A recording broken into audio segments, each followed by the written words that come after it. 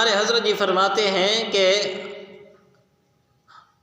ہمیں سے ہر شخص کو چاہیے کہ ہر نماز کے اندر جہاں ربنا آتنا فی الدنیا حسنہ یا ربنا اغفر لی ولوالدی کی دعا مانگتے ہیں، ساتھ ربنا حب لنا من ازواجنا یہ دعا بھی مانگا کریں۔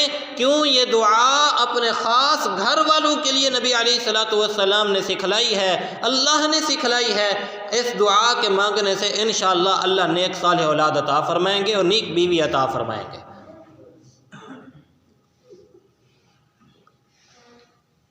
قرآن مجید میں اللہ تعالیٰ نے اسی وجہ سے ارشاد فرمایا، یا ایھا الذین آمنوا ان من ازواجکم واولادکم عدوا لکم فاحذروہم، اے ایمان والو تمہارے گھر والے اور تمہارے بچے تمہارے دشمن ہیں۔ کیا مطلب ہے دشمن ہے؟ دشمن ہم کسے سمجھتے ہیں کہ جس کی وجہ سے مجھے نقصان نہ پہنچے، اور ایک مومن کا نقصان آخرت کا نقصان ہوتا ہے، گویا اہل و عیال اولاد ایسی نہ ہو جو مجھے آخرت کے بارے میں بے فکر کر دے اور اس کی وجہ سے مجھے کل قیامت کے دن نقصان نہ اٹھانا پڑ جائے۔ اس وجہ سے قرآن مجید کے اندر اپنے اہل و عیال کو اپنا دشمن سمجھنے کے بارے میں تلقین کی گئی۔ یہ نہیں کہ دشمنی کا یہ مطلب کہ آپ کے بچے نہیں ہونے چاہیے، ان سے پیار نہیں ہونا چاہیے، یہ بیوی سے محبت نہیں ہونی چاہیے، وہ الگ ایک ٹاپک ہے، الگ ایک گفتگو ہے۔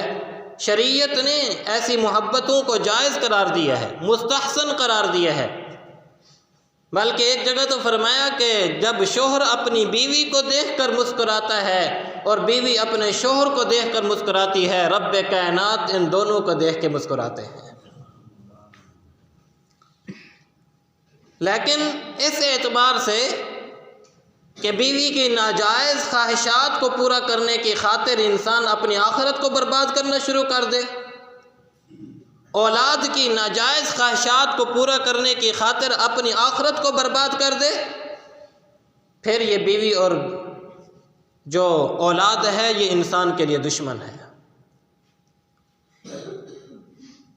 اس لیے حضرت عثمان غنی رضی اللہ تعالی عنہ فرماتے ہیں کہ ایک مومن کو اپنے اہل و عیال کے بارے میں ہمیشہ غم ہوتا ہے۔ اور دوسری چیز حضرت عثمان غنی فرماتے ہیں کہ دوسرا غم ایک مومن کو وہ یہ ہوتا ہے کہ کہیں میں دنیا میں لگ کر آخرت سے غافل نہ ہو جاؤں۔ کیوں؟ اس لیے کہ یہ دنیا ایک مکڑی کا جالا ہے، جو انسان اس کے اندر پھنستا چلا جاتا ہے آخرت سے غافل ہوتا چلا جاتا ہے۔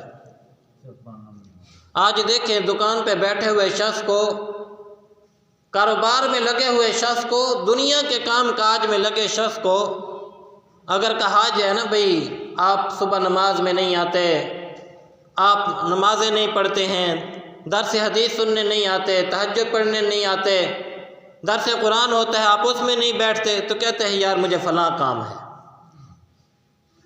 یار میں فلاں کام کے اندر مصروف رہا۔